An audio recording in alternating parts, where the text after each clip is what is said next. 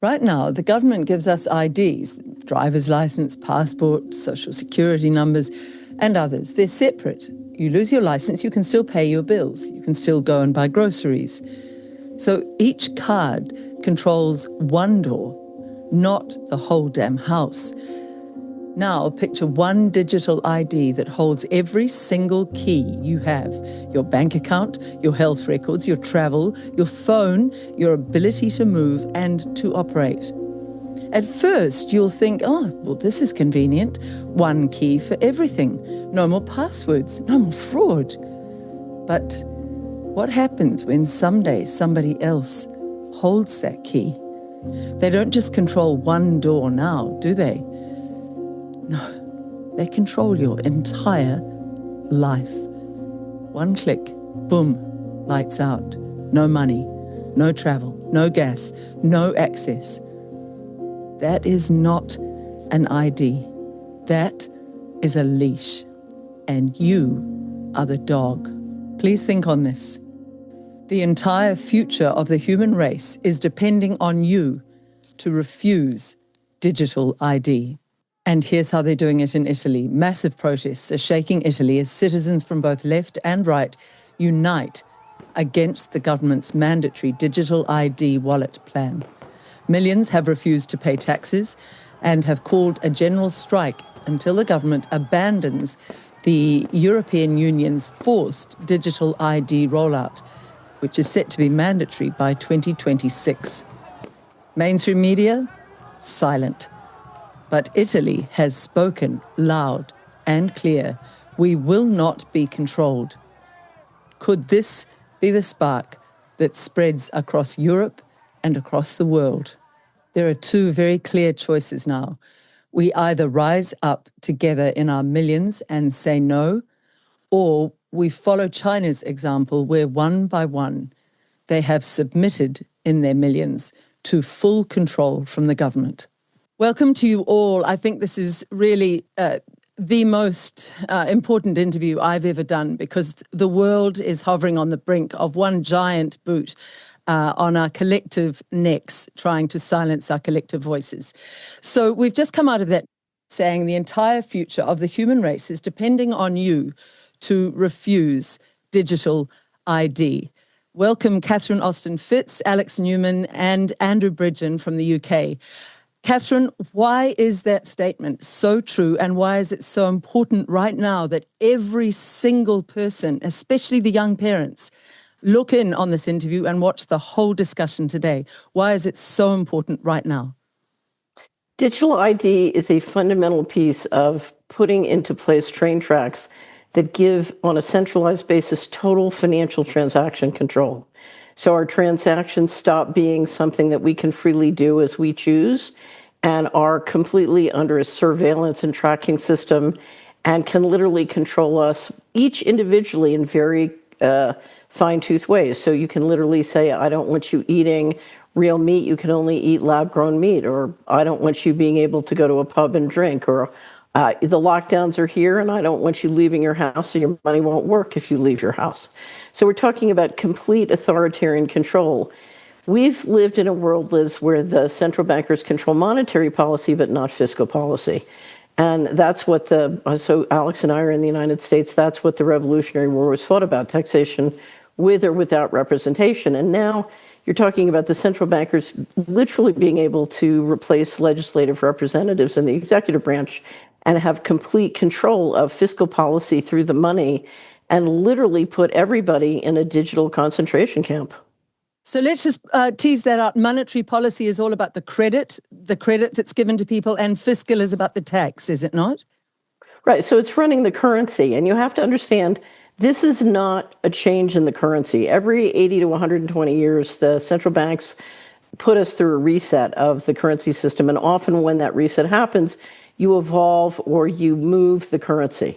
And we are in a reset. But the thing about digital technology is it allows them to end currency completely and go to a state that Patrick Wood calls technocracy. So complete control by rule systems. You don't need markets, you don't need currency, you don't have any liquidity, you just go to total control. And the reality is that total control is being implemented in a world where, as we see from the pandemic, the leadership believes that they can engineer much longer lives for themselves, and they want a much smaller population, particularly with automation. So we've certainly seen that in the UK with what happened, not just with the shots, but with euthanasia, and what's happened to the elderly. We're seeing it in America too. So unfortunately, we're talking about giving unprecedented powers, the likes of which the world has never seen, to people who really do want to depopulate us. And who really want all of it for themselves. I mean, the head of the Bank of International Settlements looks like Mr. Creosote in Monty Python. If you've ever seen him, he looks bloated, beyond bloated. He looks more like Jabba the Hutt, actually, doesn't he? At least we can still... I have to say something nice about Augustine Carson's, because it was the first time in my life. So we have a great list of short videos. I love 1 minute or less videos to show to policymakers. And we have that great 59-second video of Augustine Carson saying we can make the rules and we can enforce them centrally. And that was the first time that I'd ever seen a central banker tell the truth, in plain language. And I almost fell off my chair, and we clipped it and have sent it everywhere. But he's one of the few guys on the world stage who's telling you he wants complete control. Our analysis on CBDC, in particular for the use of general use, we tend to establish the equivalence with cash. And there is a huge difference there. For example, in cash, we don't know, for example, who's using a $100 bill today. We don't know who is using a 1,000 peso bill today. A key difference with the CBDC is that central bank will have absolute control on the rules and regulations that will determine the use of that expression of central bank liability. And also, we will have the technology to enforce that. Those two issues are extremely important, and that makes a huge difference with respect to what cash is. I very much recommend your short clips on Solari.com, and we'll put the links here. They are worth every parent, everybody who wants a good future for their children to look at. Alex Newman, what's your reaction when you hear what Catherine said there in the opening salvo? Well, I agree, obviously, with everything that Catherine said. They are trying to build a digital prison, a digital gulag, the likes of which the world has never seen. Now, even if these were wonderful, well-intentioned people, that would be a really bad idea, right? Just giving anybody this kind of control is a recipe for disaster. But then you factor in what Catherine alluded to. We know stuff about these people. We know what they believe. They believe there are too many of us on this planet, as Catherine pointed out. They believe we have too much privacy. They believe we have too much freedom. They believe that we shouldn't be eating meat if we're allowed to eat anything at all. They don't believe we should be able to educate our own children. They believe we should lose freedoms that until recent years we didn't even think of as freedoms that needed to be defended. And I encourage everybody to just remember back a few years ago. You couldn't go to your work if you were non-essential, which was most people.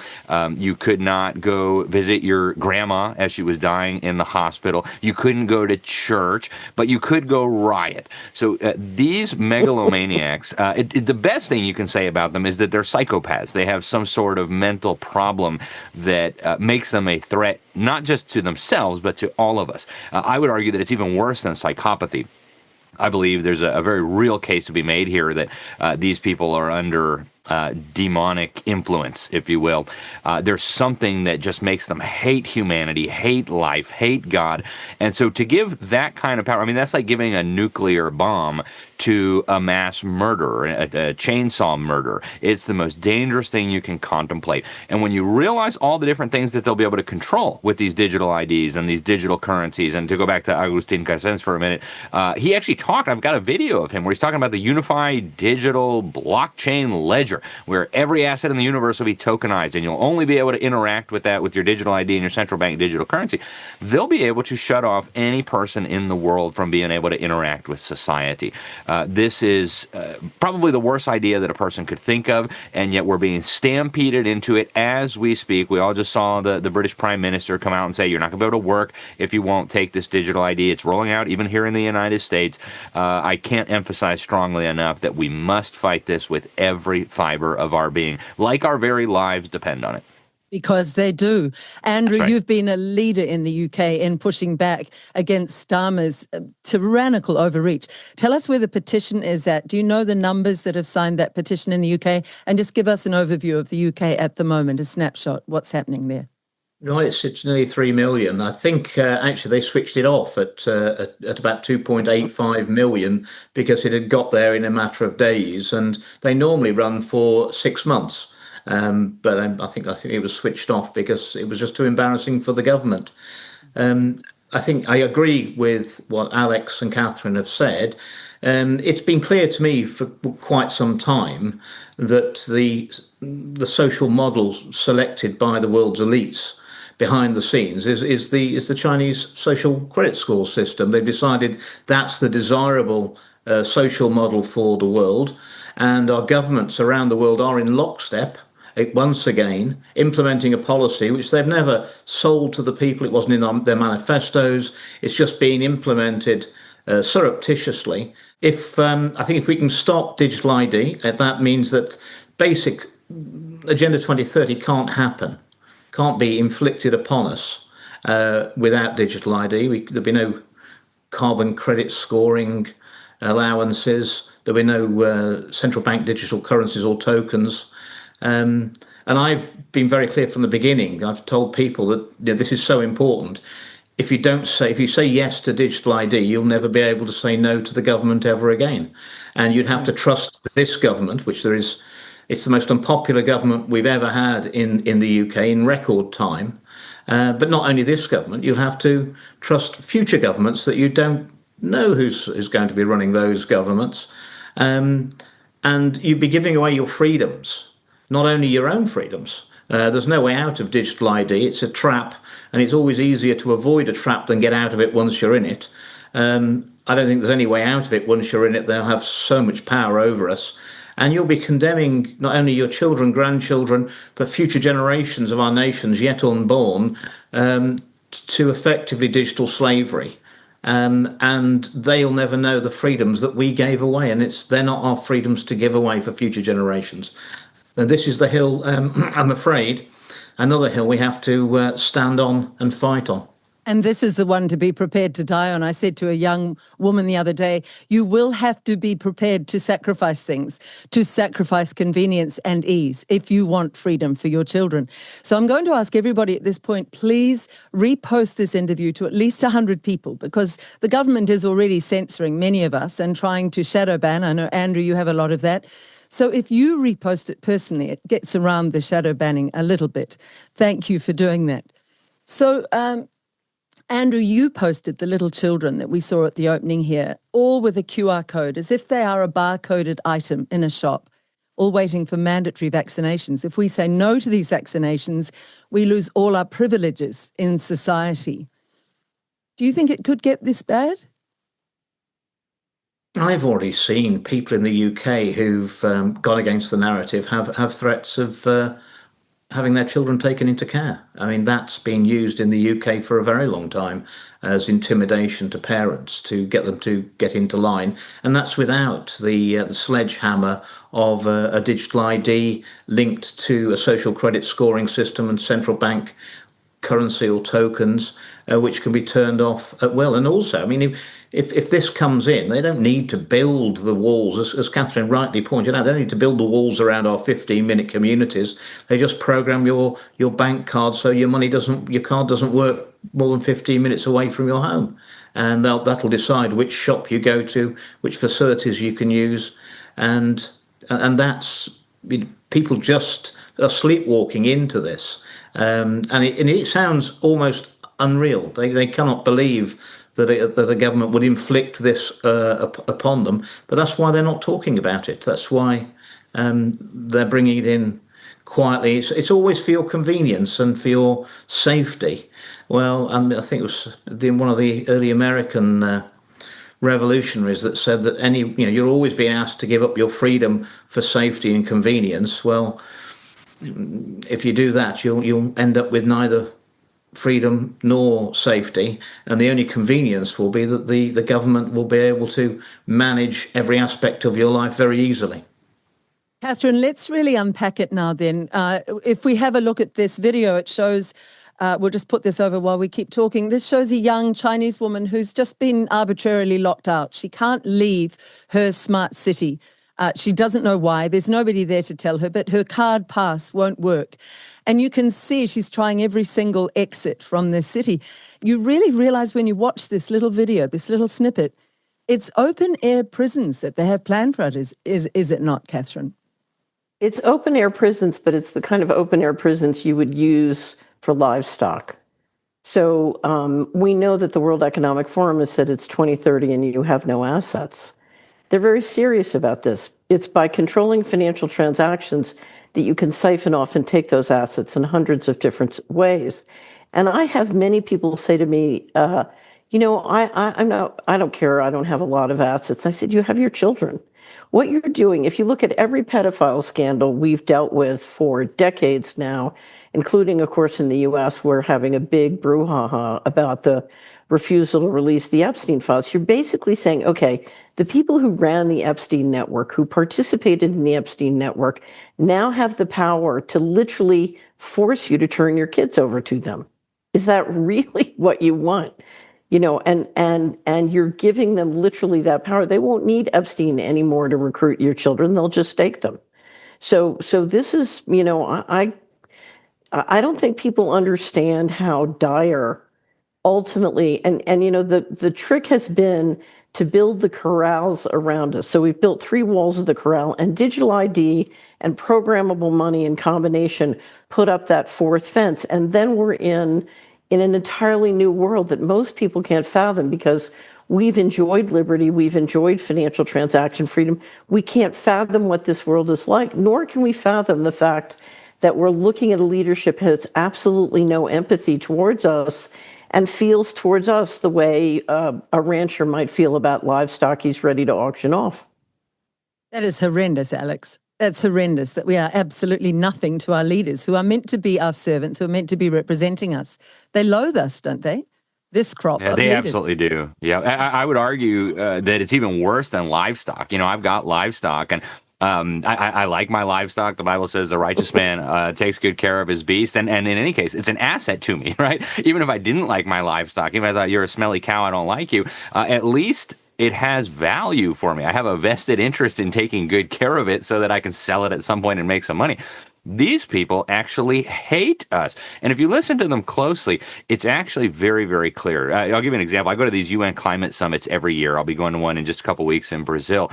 And I've got the video of these people. They talk about human beings like we are some sort of plague on this planet. I'll never forget, I was in Rio de Janeiro in 2012 at the UN Conference on Sustainable Development. And they had all these posters around. It was a kind of an anthropomorphic Earth. It looked very sick. It had a thermometer sticking out of its mouth. And then you had the doctor diagnosing the problem. And the doctor says, I know your problem. You have humans. Humans are like a cancer on this planet. It's the same general philosophy that we saw in the Club of Rome report in 1991, the first global revolution. As the Cold War was coming to an end, they needed kind of a new pretext to have this huge government, these massive taxes, this micromanagement of our lives. And they came up with the idea, and people can read this report themselves, you can order it on Amazon, that we needed a new enemy. And so we came up with the idea of the environment being threatened, of global warming. And they said that way, the enemy is humanity itself. And so these people regard us with a hatred that I don't think a normal person can understand, because we're occupying land that they think they're entitled to. We're consuming resources that they think they're entitled to. And to take it one step further, to get into the spiritual dimension, human beings are made in the image of God, is what the Bible teaches. This is actually one of the foundational principles of Western civilization. Whether you believe that or not, people who hate God, by definition, would hate those who are made in the image of God. And so you wonder, how can people murder millions of people? We saw it in China. We saw it in the Soviet Union. We saw it in Nazi Germany. And a normal mind doesn't comprehend this, because a normal mind doesn't want to murder millions of people. Your neighbor doesn't understand that there's a significant segment of the population, I don't know what it is, 1%, 2%, 4%, that hates humanity and is willing to actually exterminate millions of men, women, and even children. And get joy out of that, feel that they've accomplished something positive by that. So I would argue that humanity is at a crisis point right now. And just like was discussed, this Real ID thing, this is going to be the last major battle. If we give up, they will be able to enforce compliance on every other issue every time, or they will completely destroy your life. So we have to treat this with the seriousness it deserves. And to your point, Liz, I would encourage everybody watching here, share this out, send it to your elected officials, send it to your family, send it to your pastor, send it to anybody in a position of influence. We've got to get the alarm sounded here. Okay, let's move to that so that people don't despair too much at this stage in the discussion, Catherine. Tell us about Solari.com. What does the name stand for and what you are doing? Because you've just in October, I think the 21st, begun a 60-day challenge to help the people, of whom there are billions of us, against the few, maybe 13 families, that's all, to help us to push back. What is Solari doing? If you could tell us about that. So the great cause for optimism is that many of the implementations to build the control grid are being supported and financed by us. So if you look, for example, at I'll use America. If you look at the average American, they are going to work in building the control grid. They are banking with the banks that are leading the control grid. If you look at their IRA or their brokerage account, they are financing, and they are very excited because they're making lots of money building the control grid. And you know, there's a multiple personality disorder in how the money works. Now, one of the things we know is the digital control grid depends on a 100% digital transaction system, and we have not gotten there yet. A great deal of effort has been made by both the banks and the central banks to get us to 100%, but we're not there. And we believe the way to stop this cold that everybody can do. So I agree with Alex that this is spiritual. Everybody can pray, but everybody can use cash and preserve the analog systems, whether it's checks, money orders. There's a dedicated population in the United States using analog transaction systems and refusing to go all digital. If everybody threw their smartphone in the river or the lake tomorrow or the ocean tomorrow, this could never happen. So the first thing we can do is we can all use cash and refuse to go 100% digital. And one of the beauties of cash is if you look at the mechanisms we use to transact with cash, many of those come with surveillance and entrainment and subliminal programming and mind control. So what you'll find is you'll be much smarter about your money if the people you're transacting with or the mechanisms that you're transacting with aren't also mind controlling you. And cash does not come with entrainment or subliminal programming, at least that I know of. Though, Give an example of that, Catherine, of subliminal mind control that comes with it. Tell people how they may be being manipulated, coerced. Right. So digital electronic systems, whether on your TV or your smartphone or your laptop, can integrate basically mind control technology. So I first found out about this in the 80s. I overheard a conversation by two billionaire types I wasn't supposed to hear. And they were talking about entrainment, subliminal programming, and grossly oversimplified. Entrainment makes you resonate with something you normally wouldn't resonate. And then subliminal programming comes in through the resonation suggesting. And and I first started to write about this at Solari because as an investment advisor, it was being used to market financial fraud. So a lot of times you see people who've lost money on healthcare fraud or financial fraud. Often those are marketed using entrainment technology. Also, people buying things they can't afford, those are marketed with entrainment technology. If you come to Solari, we have put in the words mind control in the search box. You'll pick up our collection, and we have a wealth of information. We just did a great interview called Cognitive Liberty with Josh Steinman on all the different things from mind control to propaganda that are done to basically make people persuadable. Of course, we know the big one being the pandemic, that the shots did a variety of things to people that really hurt cognition and their ability to protect themselves. We are also being poisoned, and that makes it harder to protect ourselves against these things. So to us, a major issue is cognitive liberty, but we know that a lot of the controls come with the digital technology that would also then be used to get 100%. So we're a big believer in cash and in preserving the analog systems. But the other thing is, if you go down your income statement and balance sheet, what you will find if you really dig in is they are few, we are many. We are building and financing and supporting this building of the control grid, and we have the power to stop. I dare say, if everybody in the UK tomorrow said, I'm going to do everything I can to leave the banks who are supporting this. I'm going to do everything I can to stop investing in the companies that are doing this. I'm going to quit working for a company that's building a control grid and, go do something productive with my life. You would have, just as they're engineering a financial coup and a digital coup, you would have a financial rebellion. So part of this is connecting the dots between where our time and money is going and what we're supporting, and saying, no, I don't want to support something that's going to basically make me a slave. Catherine, we'll put the Tucker Carlson interview you did underneath this. It's very, very good. And there's a large part where you discuss the basement dwellers, I'm going to call them. But people, even here in New Zealand, we've had so many of your American billionaires come here, including Peter Thiel. They're all around the South Island, Queenstown area, this little jewel of the Pacific. They've all built bunkers as if they're preparing for the end of time. They're scared. They're scared. Yeah. If you were doing this to people, wouldn't you be scared? I would. Right. I would. And it wouldn't just be of worldly things. It would be of certainly the divine. But can I mention one other thing we can do? Yes. So a lot of this depends on significantly lowering our empathy towards other people. And a great deal is done with divide and conquer to turn us against each other.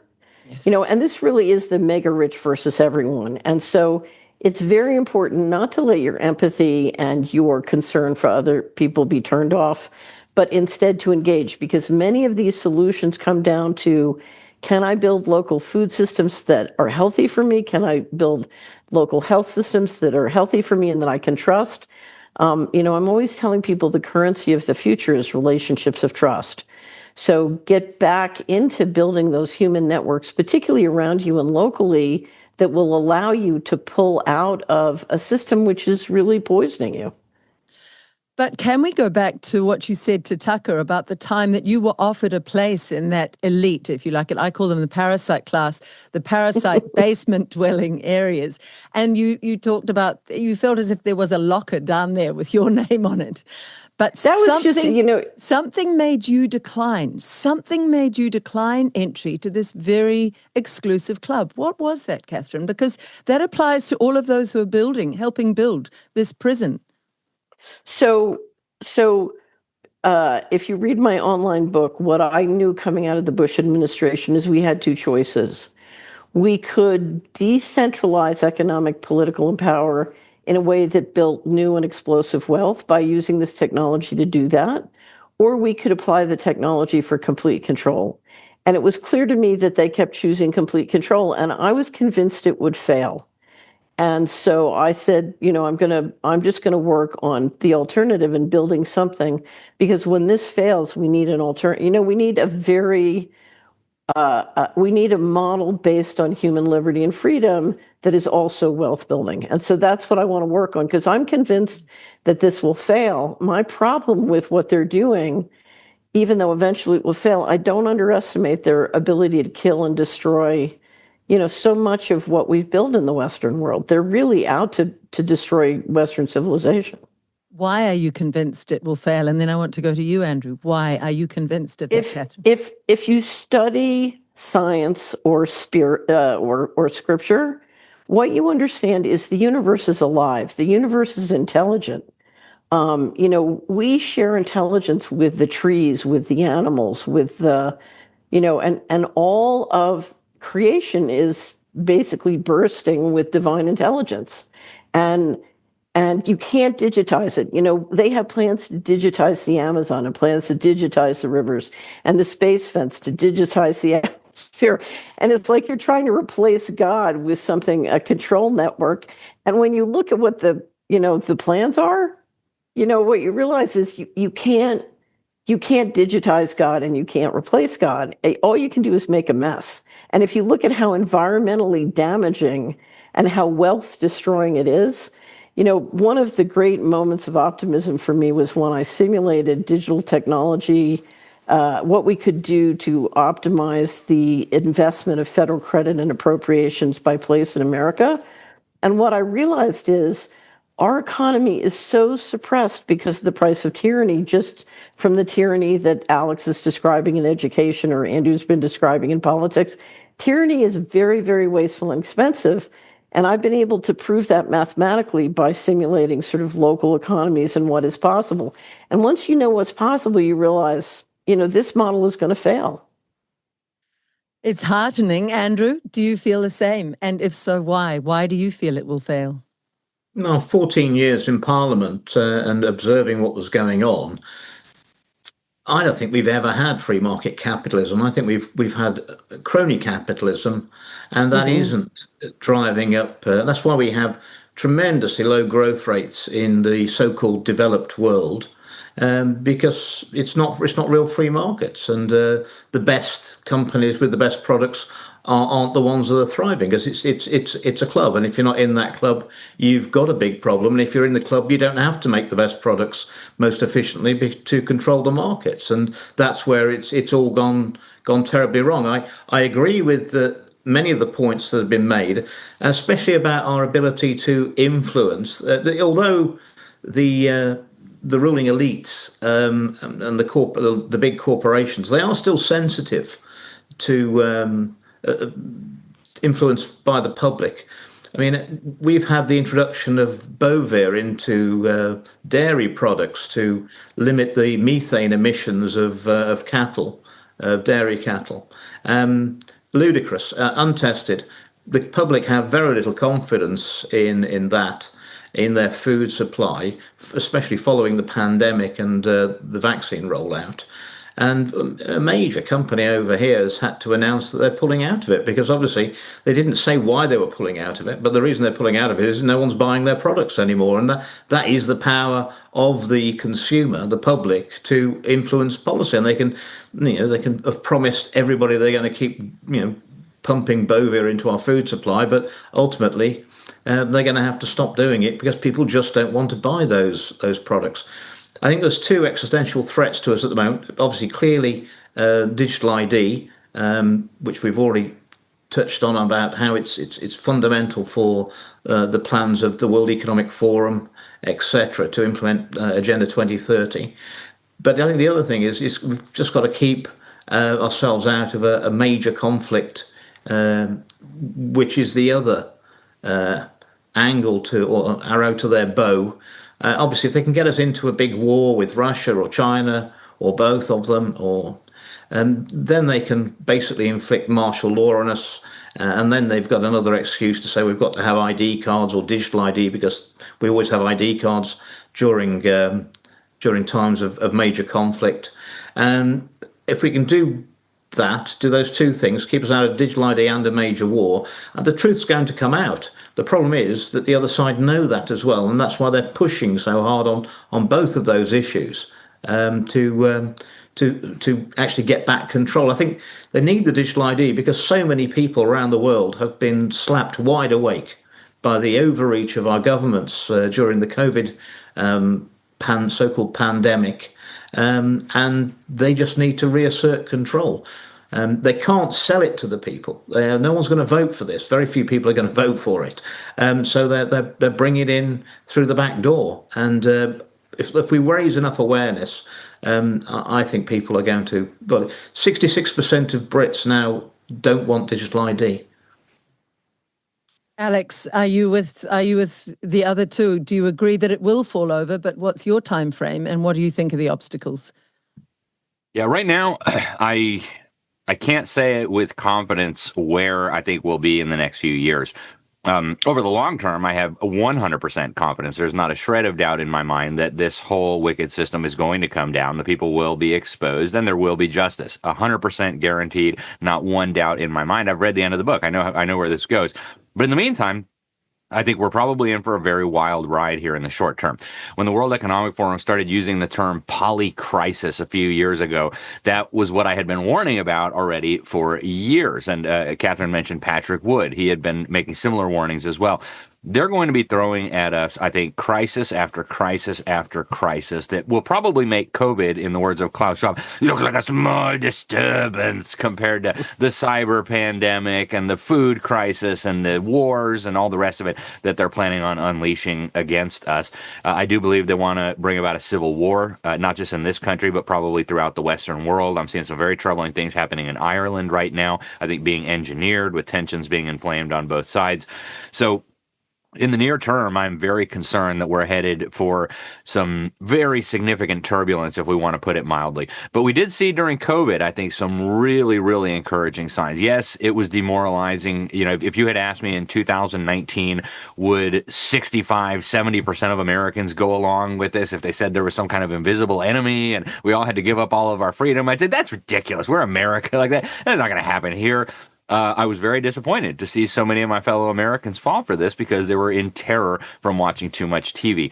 But a lot of people learned a lot from that. And as we got into, 2.5 years of this foolishness, more and more people started saying, wait a minute here. I don't believe they would have ever eased up if we had not pushed back to the point where they had to. So, I think there's a good reason why these evildoers are building themselves underground bunkers. All these tech billionaires. I mean, there's a lot of these people. You talk to the people who build these bunkers, they'll tell you there's a lot of this going on right now, and they know that people aren't going to accept this passively. So they're going to try to divide us, as Catherine pointed out. They're going to try to get us to turn on each other, right? Your enemy is your neighbor who watches CNN. Your enemy is your neighbor who watches Fox News. Your enemy is your neighbor who voted for Trump. Your enemy is your neighbor who voted for Joe Biden, rather than uniting against them. But I think people are wising up. And if you notice, nobody is going back to sleep and going over to the side of the evildoers. All of the movement is from their side over to our side. So I'm encouraged by a lot of what we're seeing, but I don't want to give anybody just this rosy Pollyanna view. Oh, everything's going to be fine. We just have to say no to digital ID and we're all going to... No, I think we're going to be in for some very tough years ahead. So Solari is advocating 60 days where you use only cash, which I think is wonderful. We recommend everybody goes to the Solari site, Catherine.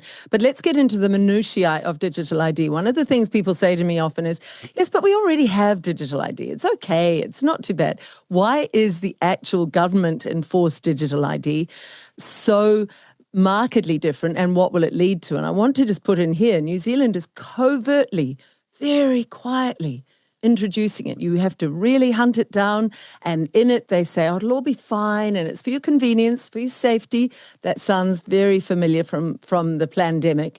So, but they're not discussing it anywhere publicly because they want to, I think you put it on Tucker, Catherine, beautifully. You said it's like they're corralling the people of the world and they're putting them into these narrow straits, and then they'll throw the net when they feel they've got us all there.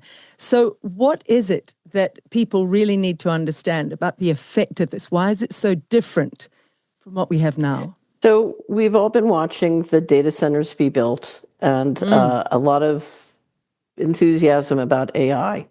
One thing to understand about AI is where AI is very effective is at monitoring and implementing any system which can be mathematically based or expressed or simulated with math. Okay, and so what that means is spatial movements or financial transactions, it can handle mammoth amounts of data. So financial transaction control and a digital ID depend on exceptionally high precision of identifying that Liz is Liz and Andrew is Andrew and Alex is Alex. You need extraordinarily high precision, but you also need extraordinarily high precision where it can be interoperable with similar systems all around the world, so that it's essentially one giant interoperable high precision database. But then you want to set it up so that it literally has a corporate contractor backdoor. So the governments will basically require the system, but if you look at who has backdoor, from the intelligence agencies, the military, the corporate contractors, you're talking about a very different group of people who really ultimately control it. So the digital ID gives you the very high precision identification that you need to then move to the financial transactions and handle this enormous load of data and do it in a way that doesn't require enormous amounts of customer service and tech support because it's way too big and too high moving, so that the precision and quality of the digital ID and its interoperability and then access behind the scenes to the real players pulling the strings it's a combination that is necessary if you're going to put this in place. So never underestimate. It's vastly different from what we have now. It can really dig Yes. down into every single detail of our lives. Every single detail? Yes. Would that be fair? Well, you're talking, again, back to programmable money. You're talking about creating both with stable coins now, in some places central bank digital currency, in some places stable coins, and then asset tokens, affecting them, basically integrating them as programmable, call it the social credit system. And that is you're basically talking about all the transactions on the planet, but building it on a distributed blockchain. And you don't want to start pouring data into a distributed blockchain ledger unless you've got very high precision data. So what does it mean for me as a mum or a grandmother? Does it mean that if I own a house, for example, let's get down to people's lives, Catherine. If I own a house, and I have a mortgage, would my details with the bank and the mortgage be all online then, because it's part of my digital ID profile, right? In theory, where they're going is that we'll all be online and available in the distributed ledger. So in essence, in one sense, you have no privacy, although I would argue the people who can always access and use that data require a certain amount of capital to do the data analytics. But you're going to have a lot less privacy than you have now. But the other thing is the ability to use that data to extract value from you is extraordinary. So let me give you an example. We create an asset token on your house. I heard one software developer saying, the great thing about tokenizing your real estate is then when you check out at the grocery store, you can pay for your groceries with 0.01% of 1% of your house equity. Well, you can imagine if I can start to extract your equity in those variety of ways, how quickly it will be to be able to siphon off ownership and control of your assets. So, with programmable money, basically the opportunities to take the one I use the most, because people say, again, I have no assets, so I don't care. Imagine getting a call in 2030 that says, you have 3 kids. If you don't transgender them, we're going to turn off your money. And 6, 7 years ago, I would have said, oh, that's nonsense, just like Alex said earlier. Now, after the pandemic, I absolutely can see that as a possibility. Catherine, I brought up the house because somebody said to me, if, for example, a hacker got in, and let's face it, with AI, with robots, hacking is going to be so easy, which is why I think Bitcoin is not even safe now, because they're going to be able to hack so effectively. But say somebody got in and was able to hack my house ownership and take over the title. To whom do I have redress? And this person said to me, there is no one, Liz. The government won't. There's no one. The government There's won't no cover one. that. There's literally no equivalent of customer service, tech support, or, in theory, someone could say the courts might be a place to go, but I think trying to get any fixes is going to be extremely difficult. And I see Andrew smiling, as I have. He's been through horrific lawfare, and it costs a huge amount, and there are very questionable judges. So I want from Andrew and Alex your questions, your reservations about digital ID to Catherine. What are yours, Andrew? Well, I gave a speech on Saturday at a rally in Cardiff, the capital of Wales. And that's apparently the city that had the first facial recognition cameras installed, and there were 4 of them just across from where I was speaking. I'm aware that a company called Fujitsu are involved in the UK in the development of the software for facial recognition cameras. And for those who aren't worried about the freedoms as they should be, the efficacy of the technology. Fujitsu were the company that brought in the Horizon software for the post office, which was covered up for 20 years, that put thousands of people, criminalised them wrongly for a dodgy computer system. And what the shocking thing is that despite the Fujitsu Horizon post office scandal, they've been giving that company's been given 150 contracts with the UK government since, and is intrinsic in the facial recognition software. So there will be mistakes will be made, and we're going to get to a system where computer says no. That's and there's nothing we can do about it. And I really don't trust the big tech companies. They've covered up too many mistakes in the past. And as to the integrity of the data and hacking, yes, of course, it's going to be a target for hackers. And governments have got a lamentable record of allowing data breaches. But I mean, I think the government's going to sell our data to whoever's got the money to buy it. And if anybody thinks that's going to be irresistible to the, I'm afraid, corrupt politicians that we have in office around the world, of course they're going to sell our data. Catherine, your reply to that, I see you nodding. So I was a government regulator and dealt with what we would call leakage. So I know a lot about politicians selling data, but I think it's worse than just selling it, because they're going to set up arrangements for corporate contractors and cloud services where, the system is designed upfront to share, in a very large and systemic and permanent way. So it's going to be much worse than just collecting and selling. It's going to be, it's not, the government will not be in control on day one. Alex, it's horrifying. I mean, it's horrifying to think if I was a very expert hacker and you had a lot of money in your account, I could go in there, take it. You have no one to whom you can turn. You have no redress for that. That's the vulnerability we're talking about for every human if digital ID is brought in, is it not? There's no question about it. In fact, exactly 1 week ago today, my Facebook was hacked, and I've been trying for a week now to get in touch with somebody there. Nothing, absolutely nothing. So, hacking, I think, is a major concern. And in fact, I think it'll be used as a pretext to move us one step further down this road to digital tyranny. But I think what people need to understand, really, at the end of the day, about a digital ID is the digital ID itself is not the problem. It is the vehicle that will make all of the other stuff not just possible, but almost inevitable. Think of it like an on-ramp to a superhighway that has no exits. Once you get on that on-ramp, you can't turn around. There's nowhere to get off. And you don't have to speculate about what they want to do because they've already told you. Just listen to some of the sessions as a World Economic Forum. Listen to Yuval Noah Harari with his nonsense about Homo Deus and surveillance under the skin. Pick up a copy of Klaus Schwab's book on the Fourth Industrial Revolution. He summarizes this in one sentence. He says it's a fusion of all digital, physical, biological identities. And then he breaks that down in the book.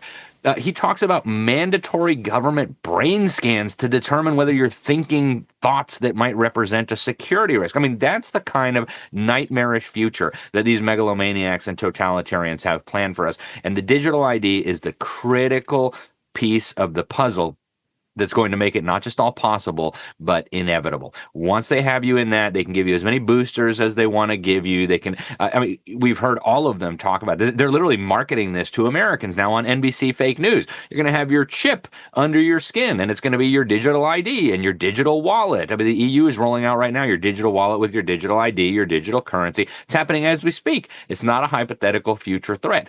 There are thousands of lemmings in human bodies walking around Sweden right now who have their microchip with their COVID vaccine passports.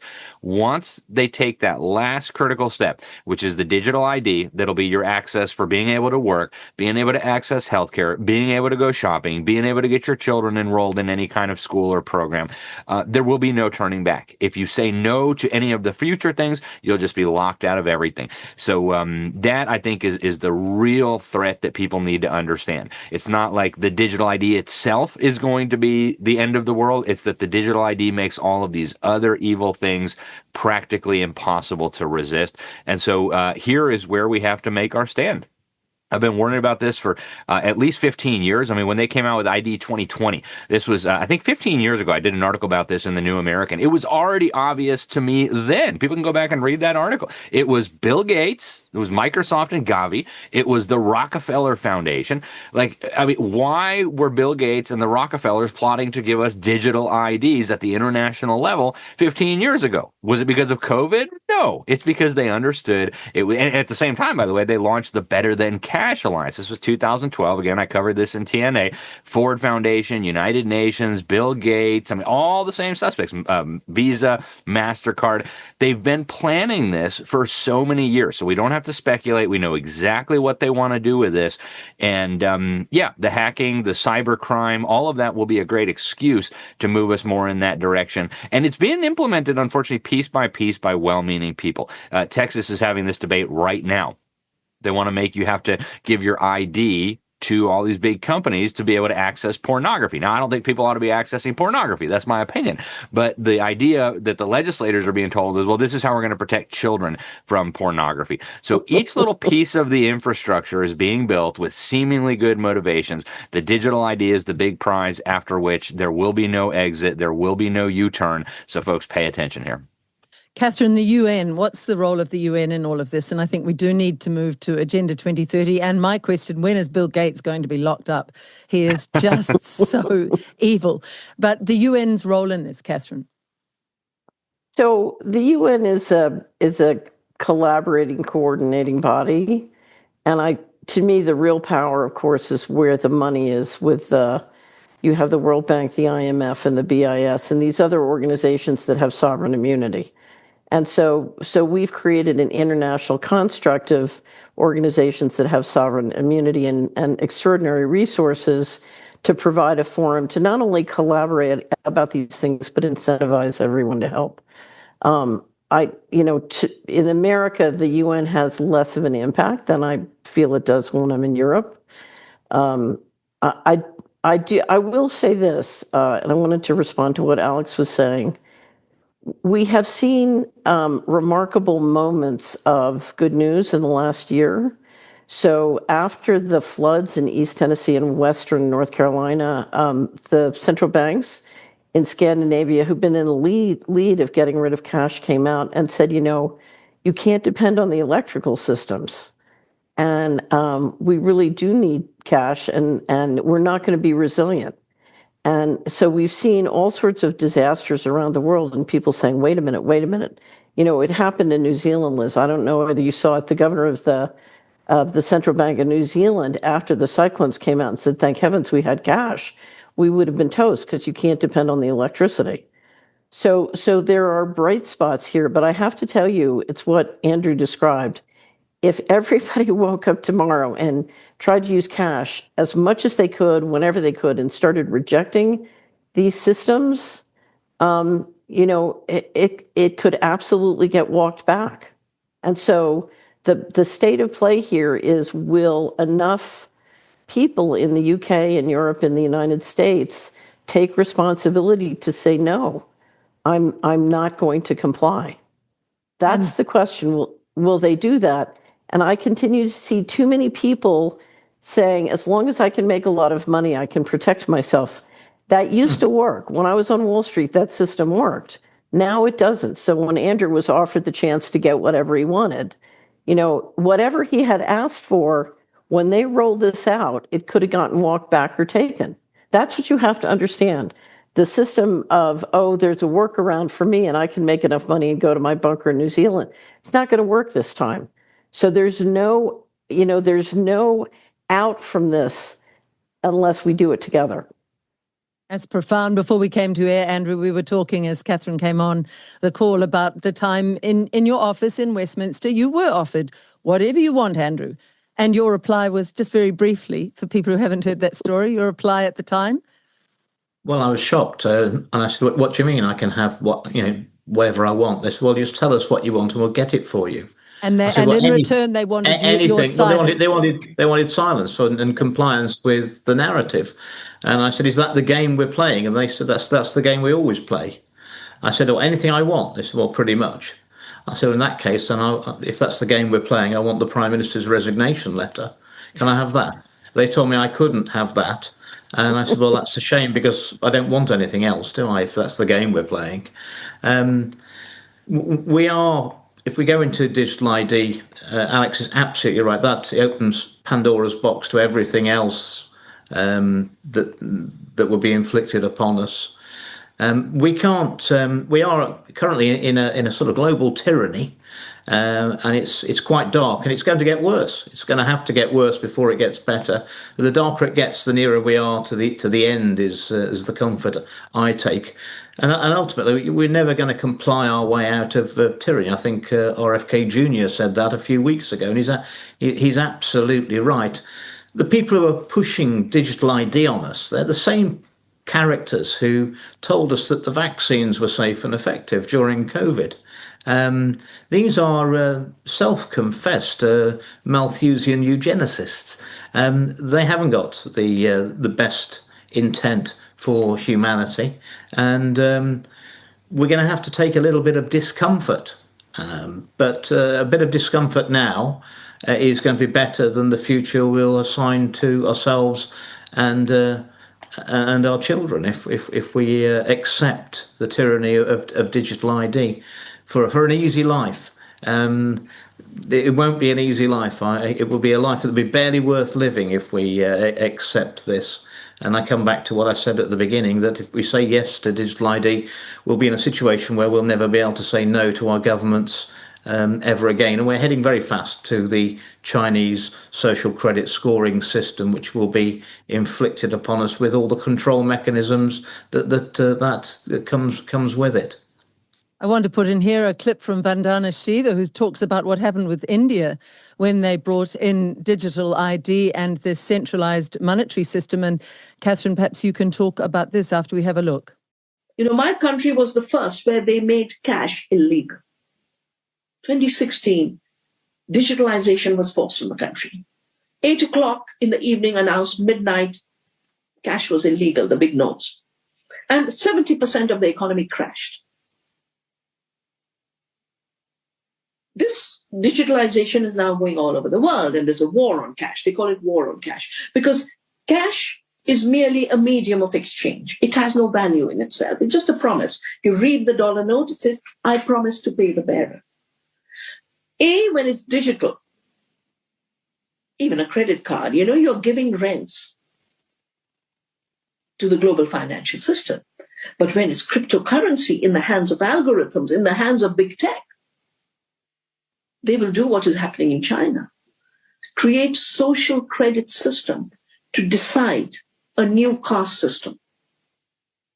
And you might have also followed that while all this has been happening, the founder of the World Economic Forum did a book called The Great Reset on how to deal with the COVID crisis.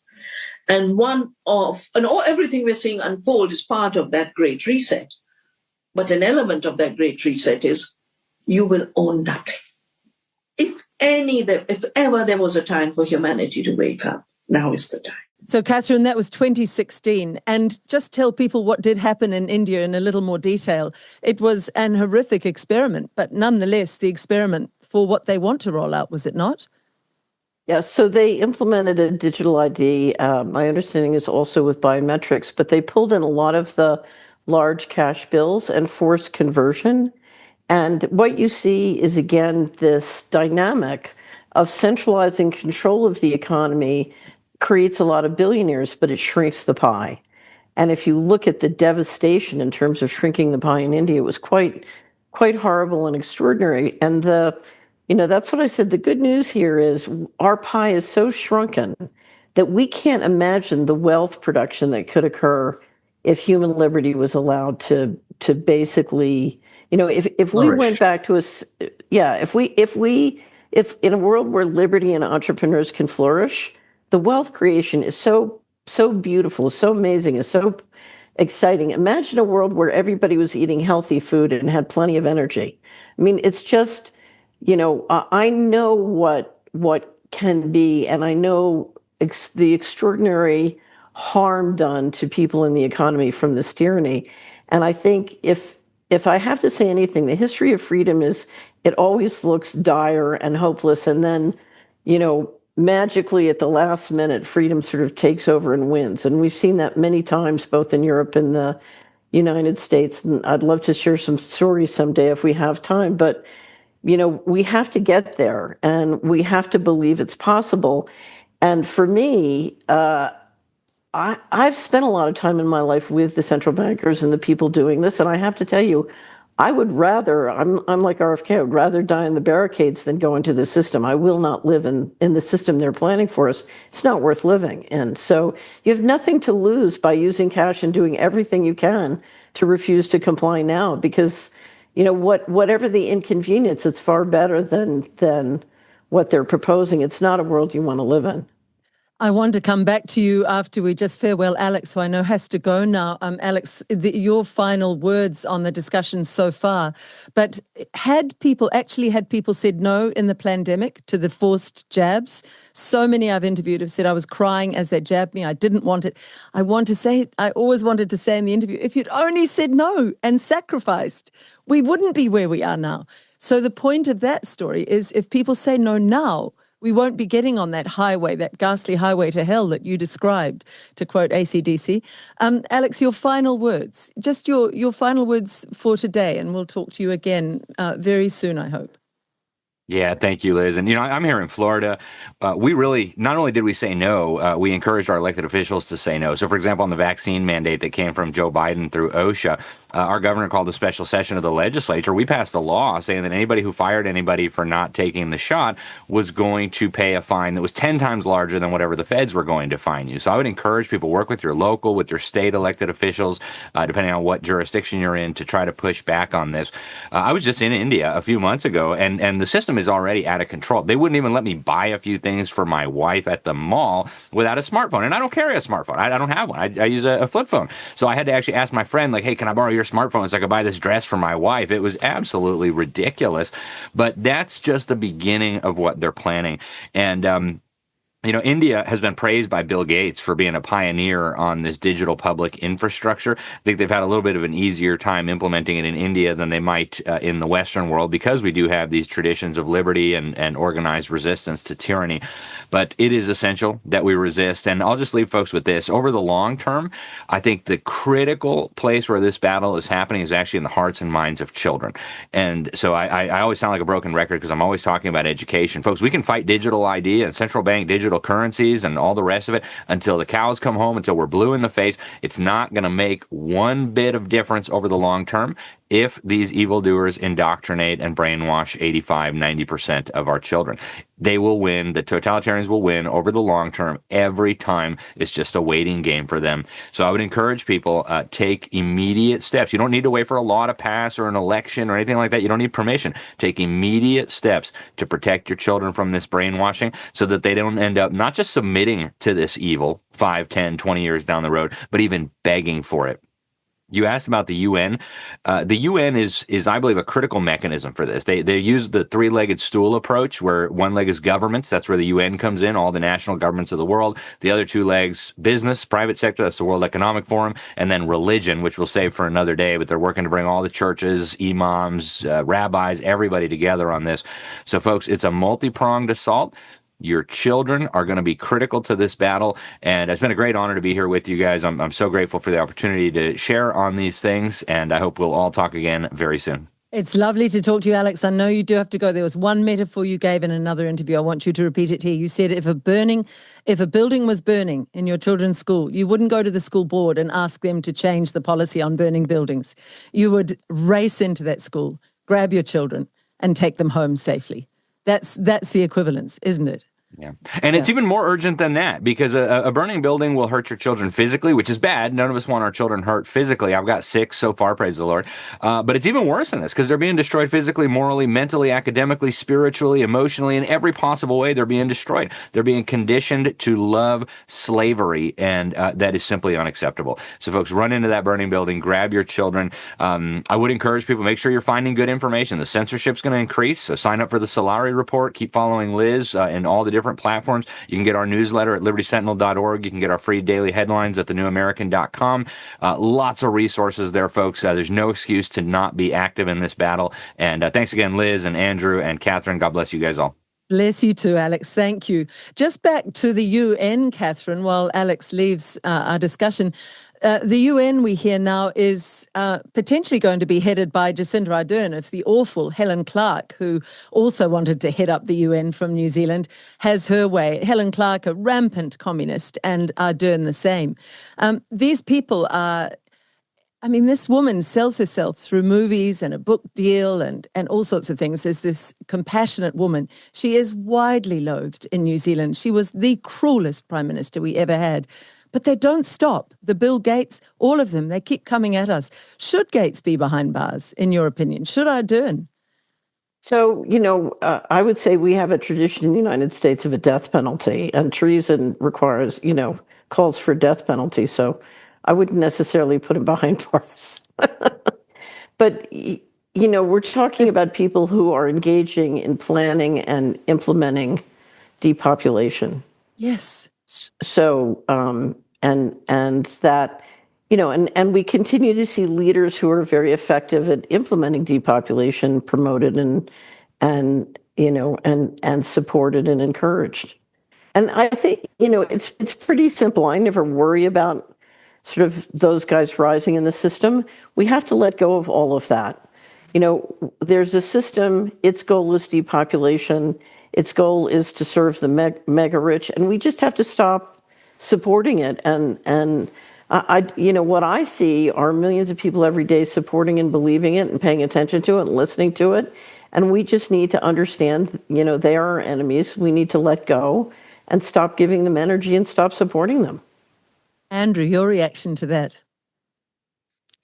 Yes, our systems of governance around the world have got us into this mess. Yes. And having been on the inside for nearly a decade and a half,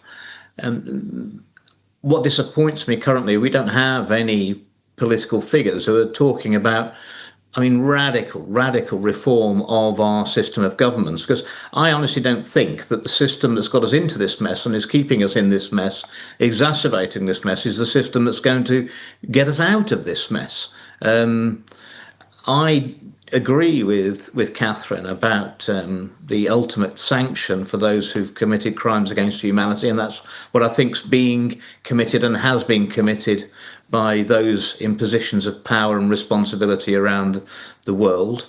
I did raise this in the House of Commons a couple of years ago, much to the consternation of the members who were present, when I said that historically I'd always been against the death penalty, on the basis that if it's morally wrong to take a life, it's wrong for the state to take a life in revenge. But I did say that the events since the pandemic have made me reconsider my position on this, and that for crimes against humanity, where the number and the harm inflicted is so huge, that there may have to be the ultimate sanction. Obviously, the Chamber, I never mentioned what it was all about, but the Chamber were fairly heckling me at that point. I think they knew what I was aiming at. And I would point out that when the globalist Tony Blair got into power with New Labour in '97, the first thing that his government did, it was not in his manifesto, and it surprised everyone. And at the time I was baffled when I read about it. I'm not baffled now. The first piece of legislation that Tony Blair breathlessly rushed through with his new government was to take the death penalty out of the Treason Act in the UK. Wow. And I think Winston Peters, who's in our current government, I think he was responsible for doing that in New Zealand. And that's interesting because he's an enigma, a little bit like Trump, Catherine. Well, what is treason? Treason is conspiring with forces against the people. And that's what's been conducted in all of our countries around the world. And that is, in fact, it's high treason because they're on the public payroll. So it is high treason. Extraordinary. And Catherine, I was just trying to align Winston Peters here in New Zealand, who's an enigma. He seems to be our friend 1 minute on the freedom side. The next minute he's looking the other way while they pass these draconian measures. He does seem to have his parallel in Trump in America. He seems very enigmatic. Yes, he's done some good things. Yes, I can say he's better than Kamala Harris. but your article, which we will put up here, talking about where we're at, and you've been tracking really the laws that have been passed since April of 2025, is a crucial one for everybody to read, because in this article, you're really talking about the betrayals of Trump as well. Where are you standing on President Trump, Catherine? So you have to remember, President Trump was the president who authorized Operation Warp Speed and funded $18 billion for the military to implement a mass atrocity. That was President Trump. So in about 6 weeks, it was early summer, I said on the Solari report, I believe that the bankers have chosen Trump because he's the man who can get conservatives to go along with the control grid. Using immigration election fraud, he will be able to sell the digital ID and the big tech solutions. And that's exactly what's happened. Although the reason we started to keep a collection at Solari, and everybody can read it by going to Solari and looking up just put control grid in the search box or go to latest and you'll find it because we update it every week. They move so quickly. Even I was surprised at how quickly they were moving to implement the different pieces of both programmable money and digital ID and other aspects of the system, including the data centers and the AI implementation. And at the speed at which they moved, starting literally the day after the inauguration with the $500 billion Stargate proposal for the data centers, and it was very quick. It was clear to me that someone had been working for a very long time on preparing everything and being ready to go. So now I can say this is Trump, but if you look at the US government, we have a annual expenditure of $6 trillion, $4 trillion comes in on taxes and other revenues, fees and tariffs, and then $2 trillion is borrowed. The United States government is in a debt trap. And so literally you have to do what the bankers tell you. And what we're watching is a Congress and a president who have been for many years, this is not just now, operating outside of the fundamental laws of the United States, particularly the financial management laws. You know, they are operating the government financially on a criminal basis. And I'm assuming it's because essentially that debt trap is being used to engineer control. And what you will find as a political matter is the problem that most politicians face in America. To give you an example, I was with a group of leaders in Idaho not that long ago, and one of them said, you know, every year we send $1 to Washington and then we get $1.19 back. And every time I try to enforce the Constitution, my constituents say I want the 19 cents. So there is an economic component to this control that's happening, and it's really put the central bankers in the catbird seat as they get all the governments in the world in a debt trap. When I had a wonderful colleague, Meryl Nass, who was working to get us out of the UN treaty, and she was talking with countries across Europe and in the United States. And the leadership basically said, we're in a debt trap. You know, we need to agree to this or else they'll cut off our credit.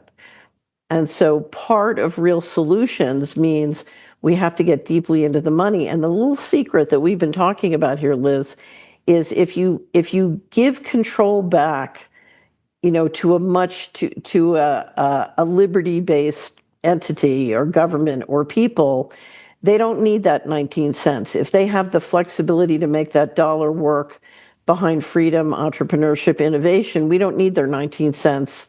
We can make the economy work much better, you know, using fundamental principles of growth.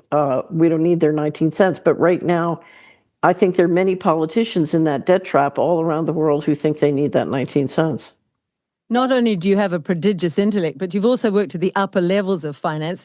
Take those of us who really don't understand into that debt trap. Who is the money owed to? Where does it come from? And what would happen if a country defalcated? If they said, you know what? We're done. We're done with your loans. I mean, I know that the IMF, the International Monetary Fund, people came to New Zealand in the early 60s to a prime minister called Keith Holyoake, opened up their bags and said, we've got all this money. And he took it. like a fool when we were a great little independent country. And from there on, it's been a sort of domino effect of control from overseas. But just what would happen if somebody said no? If Andrew got into as Prime Minister in the UK, which millions in the UK would love, and he said to all of them, no, we're not paying your exorbitant usury rates. No. Okay, so part of the challenge is, so in America, we have a debt-based currency. And in fact, we don't need a debt-based currency. So the $38 trillion of debt we have was essentially created issuing that currency, and we could have done it without the debt. So to a certain extent, it's sort of a fundamental major fraud. But there's another part to this story, and this is the barrier we have to break through. And this is what Andrew would have to do when he becomes prime minister. So I'll use the US story. I was giving a speech many years ago, and I've been asked to talk about how the money works on organized crime.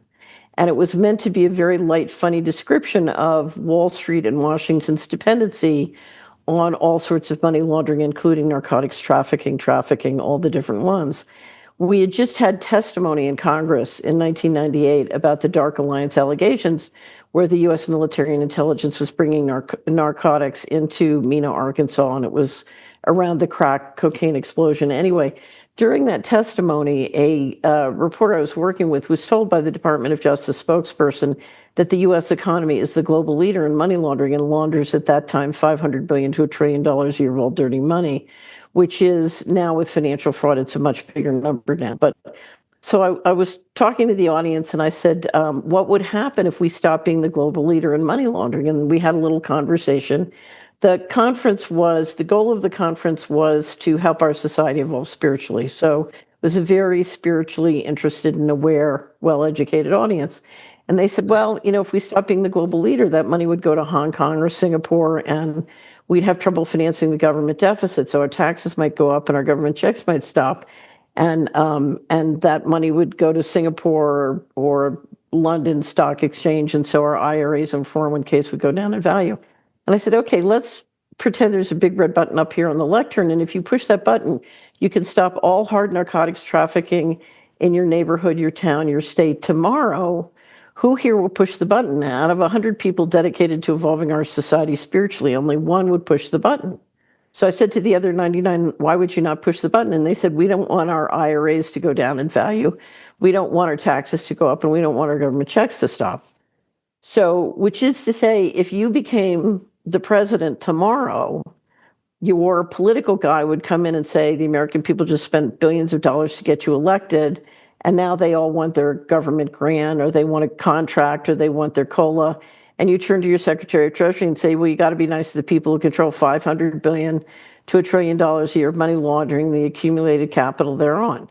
So you're a prisoner of the model. And why I keep going back to the wealth creation that is possible with freedom. The only way to get out of the model is to radically re-engineer in a way where we stop poisoning our people, we stop euthanizing, and we let them really rock and roll as entrepreneurs and grow businesses. What you're going to do what you're going to do in Wales is totally different than what you're going to do in Tulsa. It's totally different than what you're going to do in Brooklyn. It's totally different than what you're going to do in the area you were elected from, Andrew. I was hearing about his local economy Northwest when I last Leicestershire. saw him. Right, Northwest. And so you've got to decentralize. And of course, if you look at the people that we're watching, they use technology to centralize control. They don't want to decentralize.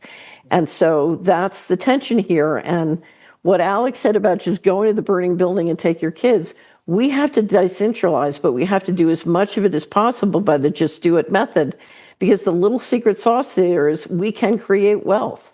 They can centralize control in a way that shrinks wealth, but they can't create it. We can create it. And that's what we need to do. That is beautiful, Andrew. We can decentralize by going to farmers markets and making connections with local farmers and buying directly and not going to the stores and not using the digitized money or any of the digital needs for control or facial recognition. We can just directly to our markets. We can grow our food. We can start to barter much more. Have these ideas been central to you, Andrew, when you've thought, how would I change England? How will I change England when I get back Absolutely, in? but I mean, in my 14 and a bit years representing Northwest Leicestershire and taking control of the local council with my councillors in 3 years before that, in 2007, I mean, it's not an accident that with the right mindset, we took the poorest constituency in Leicestershire to the richest in 12 years. Delivered the highest economic growth out of 650 constituencies. Northwest Leicestershire consistently, once we got going, was delivering the highest economic growth in the country, and we built enough houses to keep the housing prices 30% below UK average, so above UK average household incomes, below UK average housing costs, equals happiness. It's not rocket science. I'm not surprised that the powers that be wanted to get me out of Parliament. The way that my constituency was thriving was embarrassing to them, and it wasn't even a full-time job. It was a part-time job. And it just showed the other MPs up. And they what were can't the stand elements it. of that, Andrew? What did you do? You Well, looked over. we've had a very repressive socialist local council and the planning department. I actually built made a 10 million pound investment in my constituency before I was elected. Built a factory, created 300 jobs on a 14-acre site on an industrial estate at Measham, and the planning department locally, they were so hostile. They'd have thought, sort of bringing in prosperity and investment and jobs, you'd have thought I was bringing in bubonic plague. I didn't forget that when we got into office. We just gutted the planning department and said, Yes. we're going to have a whole new ethos where we treat the public as the customer, and we're going to be business friendly. And some of the councillors, some of the planning officers actually stood up, and we gave them all the presentations. And they said, why do we have to treat the public like customers? They can't go anywhere else. So they all just had to go. And the sad thing is that although they got kicked out of Northwest Leicestershire, they undoubtedly will still be in the planning system, working somewhere else and having an equally corrosive effect on the economy wherever they are. And we need a fundamental change to the civil service. I mean, that's an oxymoron now, the civil service, using that name. We need to get rid of the corruption. I mean, I think we've got the most corrupt country in the world in the UK. I think we are the head of the globalist snake. And I would actually disagree with Catherine on one issue. I think the City of London and our UK overseas territories and the banking system we've got, I think we could give America a damn good run for their money on being the centre of money laundering. And I think we do need a radical overhaul. I've been looking for some time now at a system where we could get rid of all the current taxes in the UK and bring more money in with a financial transaction tax of probably no more than 0.25% on payer and payee on every transaction transacted in the UK. It's a very broad-based tax, which is unavoidable. If you want to transact in the UK, we're going to take that small amount of money out of every financial transaction, and wealth and having money. And I've been very poor and very rich and very poor again. It doesn't buy you health, love, or happiness. It buys you choices. And my definition of true poverty is people who have no choices. And by completely taking away people's disposable income, that is a reduction of choice. It's a reduction of freedom. And that's what we're seeing with digital ID, the increased taxes, which are going to hit us again this autumn, despite the fact that we're at record levels of taxation. They will rise again. No one ever talks about creating efficiency in government anymore. That's very much out of fashion. And of course, the state gets larger. Those people are more likely to comply with the diktats of the government because they are reliant on the state. And the productive sector gets smaller and smaller and smaller and more squeezed by legislation, regulation, excessive taxation. We're into a doom loop, as Catherine said. I mean, if these people are destroying the Western society and our economies. And if it's not engineered, you couldn't do it any better than they're doing it. It's engineered. Totally engineered. And I've talked to you briefly about that, Andrew, that I put up a party in the last election in New Zealand. I was absolutely left out of the mainstream media discussions because they didn't obviously want this to take hold. But we said 0% tax for NZ Loyal, and there was just a transaction tax. And if you look at the numbers, the people who do the most transactions, millions of transactions every day, are the banks. So the banks would actually be paying for a lot of the roading in the hospitals, because if it was a transaction tax, it enables people to choose whether they'll spend or not, Catherine, and that enables money in middle-class pockets again, and that enables middle-class businesses to flourish again, and that means they start employing people again, and so you have this Also, upward spiral. you don't need very intelligent people working in accountancy firms to find ways of avoiding paying taxation because it can't be done. They can move into the productive economy, and you're leaving people with much more of their cash in their hand, and that is going to be freedom. That is the ultimate freedom. It's a very simple system. People wouldn't need a tax return because that would be your bank statement, would be your tax return where you paid all your taxes. It'd make the banks responsible for collecting that money. It'd be handed over at the end of the working day every day. The government would know exactly the health of the economy because they'd have a report saying how much financial transactions have taken place. It would be a fantastic system, and the only tax inspectors we'd need would be people to keep an eye on the arch criminals, who are the banks, who would be collecting the money in for us. That's exactly right. And actually, Catherine, it's based on the premise that taxation is the doorway to our slavery. There's a very strong argument that this whole CBDC and the digital ID and all of it is a form of slavery, enslaving us. But really, taxation is that doorway. Would you agree with that, Catherine? What's your view? So CBDC, or programmable money with stablecoins and asset tokens, is a way of implementing taxation without representation. And in fact, it's so bad. We had, the Federal Reserve System in the United States has 12 Fed banks, and one of the ones in Minneapolis, the president of the Minneapolis Fed in 2023 said we should never do this because we're talking about taxation without representation. They'll be able to just take the money out of your account. Yes. Biden's nominee for controller of the currency, right before her confirmation hearings, and luckily she was not confirmed, published an article in the Vanderbilt Law Review saying the wonderful thing about CBDC, or programmable money, is if you're worried about inflation, you just freeze everybody's bank accounts. It was quite extraordinary. Oh, it's quite tyrannical. And just explain that term, programmable money, for people who don't fully understand what that means, Catherine. So programmable money is digital money, digital currency that can be connected to a social credit system, which determines the rules by which you can, carrots and sticks, be incentivized or penalized for how you're behaving. So it's part of a digital system, usually where you're under regular surveillance, and I can create a different set of rules for each individual.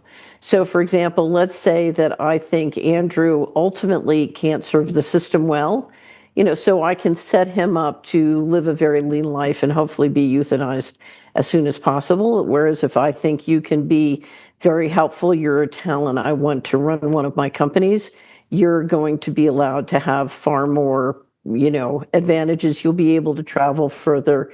You'll be able to get a higher income. So you can set up very complex rule systems that carrots and sticks incentivize people and encourage them to behave in certain ways. And it's a way of hurting them and incentivizing them and controlling them. And it's quite, when you understand that each person can have a set of rule systems and be tracked. There's a wonderful movie called The Lives of Others about Stasi surveillance in East Germany before the wall came down. And you see what it's like to live in a system where it's a group of artists who are under 24/7 surveillance by human surveillance teams. What we don't understand now is with software, bots, and AI, we are all tracked 24/7 by surveillance teams that are trying to extract value for a company or a government or whatever. But the ultimate the ultimate sort of pinnacle of this system is with digital ID and programmable money, which has legal tender status from the government. Then you're talking about total control. And when I say total control, by setting rules for you, complex rules that can move and change in real time depending on your behavior, I can literally get rid of elected representatives and the executive branch because I can implement all of those fiscal policies, the rules and regulations through the money. And so the bankers can take complete, this is a coup d'etat because now you're talking about the bankers not only running monetary policy, but all of fiscal policy, which is not to say they might not leave Parliament in place or they might not leave the Prime Minister in place. But at that point, they're theater, they're not real in terms of any power or authority. Programmable money also allows the bankers to manipulate the economy. As Catherine said, they could have sections of the economy who inflation's too high, so you just can't spend any money until we release the controls. But also, if they wanted to stimulate the economy, they could set your money that they could say, well, if you haven't spent this money by tomorrow, it disappears. And they would keep changing the rules because it destabilizes people and confuses them. And that's exactly what happened about the constant changing of the rules and regulations regarding the restrictions during the pandemic. And that destabilized populations and created the compliance. So no one really knew what the rules were and created confusion. They'll have that over us 24/7 with the digital currency. Could you see? I would say that all this talk though and fighting back, I think one of the most popular, I'll predict one of the most popular Christmas presents that people will want this Christmas in the UK will be an analog Nokia phone. I don't think the government have passed any legislation that says that you have to carry a smartphone with you. And what we're seeing is record sales in the UK of analog phones. And anything smart is S for surveillance, M for monitoring. It is trouble. A smart fridge, a smartphone, a smart city. They're not where we want to be, are they, Andrew? Well, we're being sold the Brit card. It was the Brit card. And most people in my country would think that stands for the British card. It's very patriotic, but it's not. It's biometric registration, identification, and tracking. That's what it is. And they love telling us without telling us. But that's what it is. Where did you stand on Andrew's idea, Catherine, for eliminating tax? Because that's a major control of human beings gone. And I agree. Wow. So so a financial transaction tax would work. One of the reasons it could work very well is the banking policies have encouraged an enormous amount of asset speculation. And even though it's a tiny tax, it would be enough to put a damper on that kind of speculation. So I do think, I think the more you can simplify a tax and the more you can let a tax be universal and fair, which I think the financial transaction tax would be, I think it's a very good idea. You just have to make sure. It can be modified so that, obviously, right, where there was a transaction abroad, you wouldn't have the receiving or sending back. You wouldn't have the receiving bank is not in our system because we can't do that to foreign banks. But you'd have to pay 0.5%. Right. If you were transacting out of the country, no charge to bring money into the country. My only concern about moving over and getting rid of every tax is the excise duties on tobacco and alcohol. I think probably, dropping cigarettes from £15 a packet to £4 overnight might not be the best thing. And dropping whiskey from 20 odd pounds a bottle to a £5 again might not be the most socially responsible thing. So I'd probably propose that we drop all of those by 20% a year for 5 years and have a monitoring system that was monitoring how social trends changed as a result of our actions. But as far as beer and wine, I'd just get rid of those straight away. They'd be much cheaper. And we get the pubs going again and get people actually interacting with each other and having a bit more of a community and a society again. And that's a great way to get people talking offline. Catherine. So one of my favorite documentaries, Andrew brought up the offshore havens, One of my favorite documentaries is John Christensen, and another great reporter made one called The Spider's Web, which I recommend. And it's on the offshore havens. And part of the challenge we've had, both in the UK and the US, is since 1998, the US has moved to massive violations of the financial management laws, and trillions of dollars have been moved out. And that trillions of dollars have been moved out on an illegal basis from government accounts. At the same time, the offshore havens, including the British offshore havens, exploded in assets. And what we're seeing is a dual system where insiders can engage in many behaviors, including avoiding taxes or not having transparency in offshore havens, and everybody onshore. It's a two-tiered system. And ultimately, if we're going to have a prosperous world, one of the things you see over long periods of time is that privilege is very destructive to economies. And because what happens is you get leadership that's good at engineering privilege, but they're not great at building wealth. So we have a terrible system of privilege of insiders, and the offshore havens have encouraged and facilitated a lot of that. And that has to be dealt with if we're going to get to real solutions too. I remember my father at a school. I'll just quickly say this, Andrew. My father at a school had a headmaster who said, "Privilege breeds responsibility," and that was the fundamental tenet of his life. That if you have the privilege, you have a responsibility to your society to act decently, and that's what's gone out the window. Andrew, what were you going to say? Well, that reminds me of, I think Colonel Smith in the Royal Marine Commandos said to me, "Mr. Bridgen, you're not better than anybody, than any of the men. You just have a more responsible job to do." You have to remember that. That was good advice. Well, yeah, I think that's what I like about the financial transaction tax. All these people who've taken these very, very expensive ways of avoiding paying their taxes, it just neutralises those straight away. If you want to transact in the UK, you've got to pay the transaction charges, and it'd be down to the banks to do that. The only exceptions would be if you had people who've got joint accounts, a number of accounts in the same names, in which case there'd be no charge for moving money between your own accounts, obviously. And we'd encourage cash, because the cash will be treated exactly the same as a transaction. So you withdraw cash from the bank, you pay 1/4%. You pay cash into the bank, you pay 1/4%. The only way of avoiding it was to deal totally in cash without going back through the banks. But I mean, for 1/4%, who wants to keep tens of thousands of pounds of cash in their house with all the inherent risk of that? What was extraordinary, Catherine, about putting this forward in a little country of 5 million like New Zealand, I met people who almost said, govern me harder, don't take the manacles off, keep them on my wrists. They were going, couldn't you make it 10% tax? It was extraordinary, because it reminded me of stories I've read of the slaves in the plantations in America, who, when they were finally freed, many stayed on the plantations because they couldn't imagine that much freedom. So this goes back to the psychology. We saw some of that. We saw some of that in the pandemic, where some people didn't want the lockdowns to end. Yes.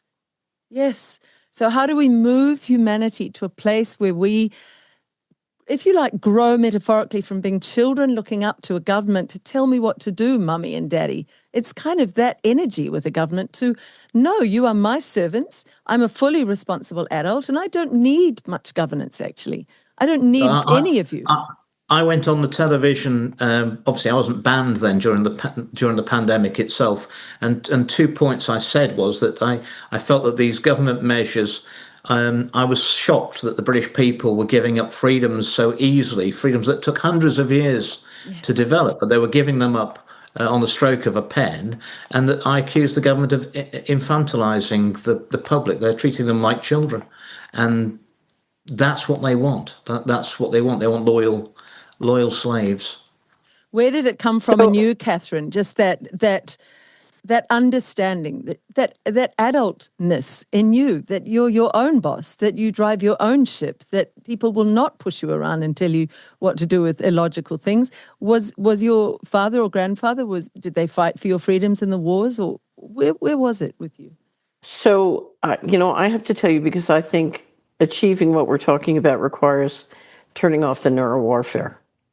I think people are ingesting massive amounts of electronic technology that influences what they think, what they feel, Yes. what they believe, and they're being electronically manipulated at a subconscious level. So I'll tell you a story.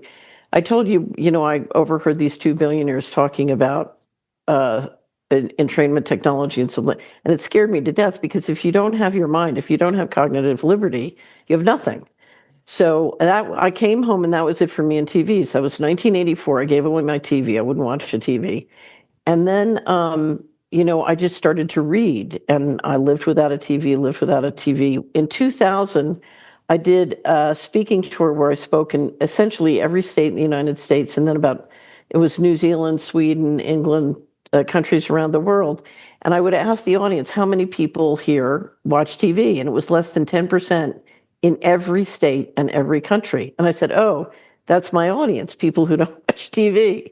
So, there's a big joke during COVID. Why did the Amish not get COVID? Because they don't have TVs.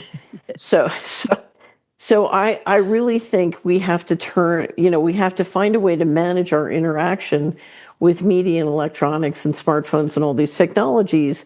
One, we have to know so when I was an investment advisor, this technology would be used to market financial fraud. And if you study financial fraud, what you'll find is a lot of people get tricked into investing their money with these kinds of techniques. And so, but I would literally find a client who you could buy silver at 2.5% over spot, but they wanted to pay 24% over spot. And I would have difficulty talking them out of it. My attitude was just buy silver at 2.5% over spot and give the rest to charity. Why give your money to fraudsters? So I think we need to know this technology exists, and we need to start to manage our interaction with it in a way where we're confident, that we do have cognitive independence and liberty. Secondhand bookshops are an absolute treasure trove now. I think I say to friends, go and collect as many good books on manuals for doing up old cars and all sorts of things. Good But here's the gardening. other thing. Yeah. Stay outside as much as you can. Live in nature, go hug a tree. But if you're going to make important decisions, to me, it's very important that you do that offline. You don't do that on, you get away from this kind of technology or these kinds of influence. I just was reading an article. AT&T now says they have equipment that can read your thoughts. Now, I have no idea if that's true or not, but somebody's promoting that. And Schwab has definitely indicated that. He said at one point, we will have technology where we won't need elections because we can predict how you'll vote. That is just shocking. That is just... They've probably already decided they've put the propaganda so they know how you're going to vote. They're going to influence how you're going to vote. That's the problem. So let's go back to Solari. And actually, before we do that, I do want to just mop up the issue of Trump. So where are you standing on Trump? You seem to be saying if people could get more healthy, then they wouldn't be so dependent on Trump, who himself is manacled. Yeah. So whoever is the White House is a prisoner of the red button problem. Wow. Okay. So thinking that swinging back and forth between the uniparty is going to help doesn't make any sense. It's what Alex said. Don't have a discussion with the school board about changing their policies about a burning building. Trump is in a box, and that box is controlled by the economics. And if you want to, what I tell people, look, you need to know how to turn the red button green. You need to be able to push the red button in a way that makes us money, because then we can push the red button. And the way to look at it is in your neighborhood. How do you make sure the farmer gets a retail price and you get healthy food? You go direct and you cut out the intermediaries. How do you make sure you get healthcare practitioners who you can trust and get the retail price and you go direct? You're going to have to pay them cash. That's how it works. How do you build for yourself and your community the kind of future you want to live in, because you're dealing with providers and people that you can trust? You're going to have to build this one person, one household, and one community at a time. It can be done, but you're going to have to cut out, stop inviting into your life the companies and people who are trying to kill you. Stop needing them, stop depending on them, build a world without them, withdraw your support from them. And I will tell you, because the UK is the source of the word boycott. I mean, that's what happened. Was the most powerful political tactic, I think, in the world is shunning. And if you look at the power we have to withdraw our support for the machinery, support the people who are telling us the truth, whether they're politicians or media or doctors or farmers, and shift our, our time, on money, and attention, there could be a revolution. It's not too late. That's profound. And of course, they want us to be shunned, ostracized, if we don't go along with all their digital world and their digital imprisonment. But we're not going to do that. Andrew, what would you add to what Catherine said? Such inspiring words. Well, we're watching the mainstream media around the world is losing credibility. More and more people are doing their own research, to quote Jimmy Dore, and that's why alternative sources of news and media are thriving. And that's made the legacy media more reliant on its funding sources, which a lot of that are the forces who are conspiring against us. So they can't let go of that narrative, and they're in a doom loop. You can see why they wanted to crack down on digital freedoms. We're going to get to the right solution as long as we can keep our freedom of speech, which is the fundamental freedom. Without that, there is no other freedom. And to have freedom of speech, you need freedom of thought. And to have freedom of thought, you need freedom of information, where you can gather and do your own research and gather the information and come to your own conclusions about matters. All of these freedoms are currently terribly under attack around the world, because the powers that be, the vested interests, know that that's going to be their undoing. And that's why we have got to fight so hard to keep those freedoms. What we're seeing is freedoms around the world are being very quickly attempted to be replaced with privileges. And the problem with privileges is that privileges can be withdrawn if you don't behave yourself how those in power deem that you should. There's one freedom above all else, and that is our freedom to have our relationship with the divine, Catherine. And I don't think it is fair to wrap up this discussion without referencing that, which you did so beautifully with Tucker. And you made such a profound point. You said divine intervention will come when we are humble enough to ask for that. I think there is a really crucial nexus for people to understand. In New Zealand here, we've been, since Helen Clark, she raced to get God out of everything in this country, raced to make it something you sneer about and deride and make people who believe in God weak. And that is changing around the world. It's a bit slow here, but definitely it's changing in America. So maybe we can finish with your words to people who are feeling desperate enough to get on their knees, or just need to know there is some other force behind this spiritual war of good and evil, Catherine. So I would say we can resonate with the divine or with the machine. That's what this is about. And so there's no middle of the road. You have to choose one or the other. And what I've found is the beauty of prayer is that when you don't know what to do or how to do it, or you're missing the insight you need, if you pray and ask for whatever help you need, it will come. And one of my favorite lines in Scripture is, "The prayers of the righteous availeth much." So pray and pray for everybody in this situation. Pray for your enemies. I litigated with the Department of Justice for 11 years. I used to pray for them all the time. And I can't tell you what an effective tactic it was. It was amazing. So there's much that can be done with prayer. We have a great prayer book at Solari.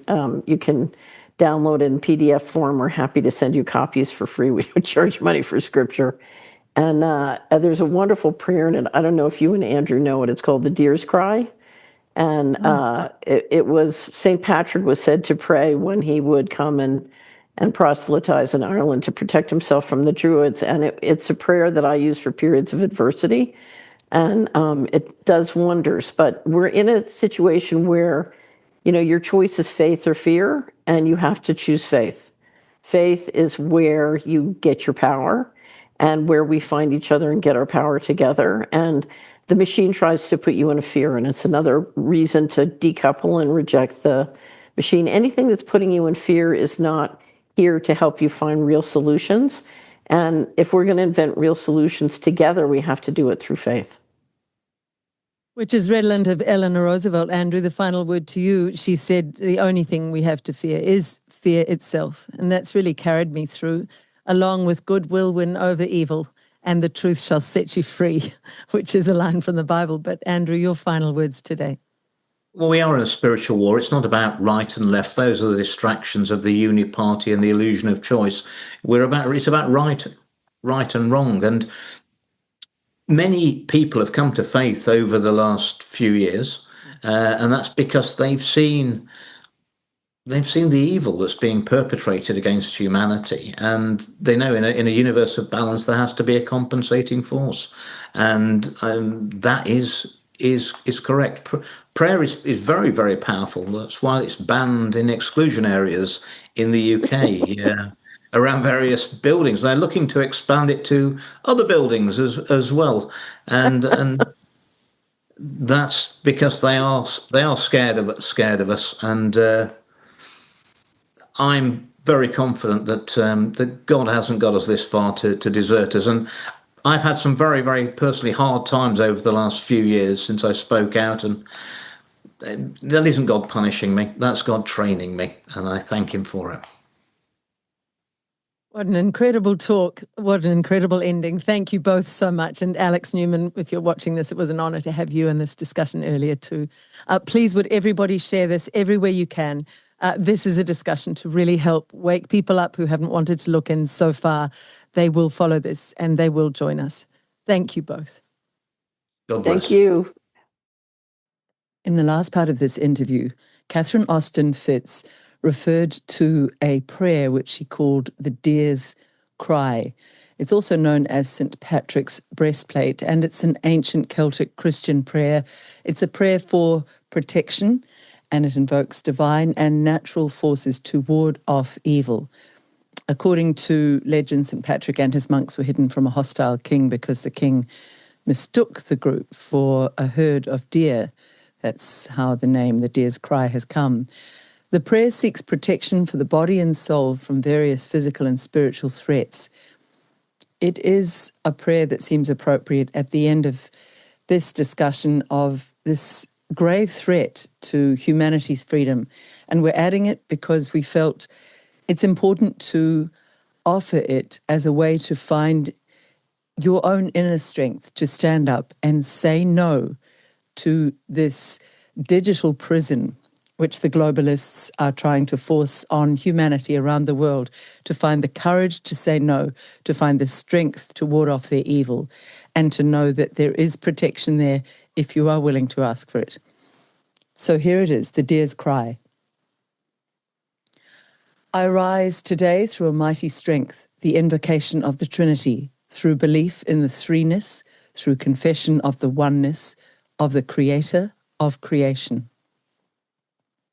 I rise today through the strength of Christ's birth, with his baptism, through the strength of his crucifixion, with his burial, through the strength of his resurrection, with his ascension, through the strength of his descent for the judgment of doom. I rise today through the strength of the love of the cherubim, in obedience of angels, in the service of archangels, in the hope of the resurrection to meet with reward, in the prayers of patriarchs, in prediction of prophets, in preaching of apostles, in faith of confessors, in innocence of holy virgins, in deeds of righteous men. I rise today through the strength of heaven, light of sun, radiance of moon, splendor of fire, speed of lightning, swiftness of wind, depth of sea, stability of earth, firmness of rock. I arise today through God's strength to pilot me, God's might to uphold me, God's wisdom to guide me, God's eye to look before me, God's ear to hear me, God's word to speak to me, God's hand to guard me, God's way to lie before me, God's shield to protect me, God's host to save me from the snares of devils, from temptations of vices, from every one who shall wish me ill, afar and anear, alone and in a multitude. I summon today all these powers between me and those evils, against every cruel, merciless power that may oppose my body and soul, against incantations of false prophets, against black laws of pagandom, against false laws of heretics, against craft of idolatry, against spells of women and smiths and wizards, against every knowledge that corrupts man's body and soul. Christ, to shield me today against poisoning, against burning, against drowning, against wounding, so there come to me abundance of reward.